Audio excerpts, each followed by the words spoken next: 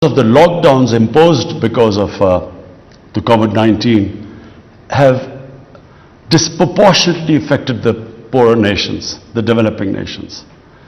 So I would recommend that debt relief should continue till the pandemic is over. Thirdly, climate finance.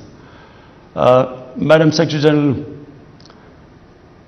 the developing world, and I specifically speak about the small island groups, and of course countries like Pakistan, who are more vulnerable to climate change than even the richer countries. The small islands, because of the rising sea levels. Countries like Pakistan, because we depend upon water from our glaciers for our survival. And climate change has, the rate of melting of the glaciers has increased phenomenally since the weather has got warmer. So I would request that the richer countries contribute in climate finance and especially help those countries whose contribution to carbon emissions are minimal and yet are disproportionately affected by climate change.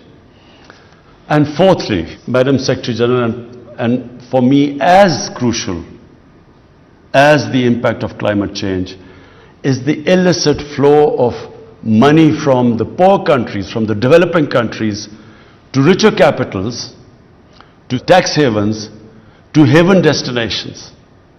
According to the FACT-I panel, $7 trillion are parked in these tax havens and haven destinations.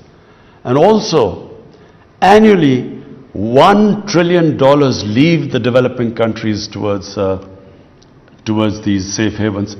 And this plunder is taking place because of the corrupt ruling elites of the developing world. Madam Secretary General, this is a huge crisis. In the coming years, this is going to get worse. This has to stop.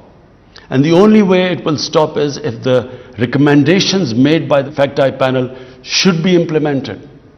Unfortunately, the richer countries, which can do something about it, unfortunately, there is no incentive or motivation to do anything.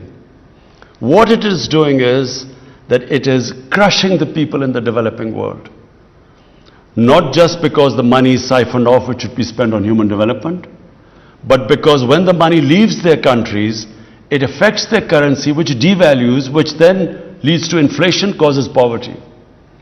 But eventually, even the richer countries will get affected. Because right now, what you see of economic migrants is a trickle. People dying to get to richer countries. But if this inequality, which is the rich, this is causing the gap between the rich and the poor countries increasing, and between the rich and the poor countries increasing. If this trend continues, the richer countries will have to build walls to keep out the hordes of economic migrants. So I urge you, Madam Secretary General, to do everything to raise awareness that this huge injustice which is being done to the people of the developing world has to stop. Thank you.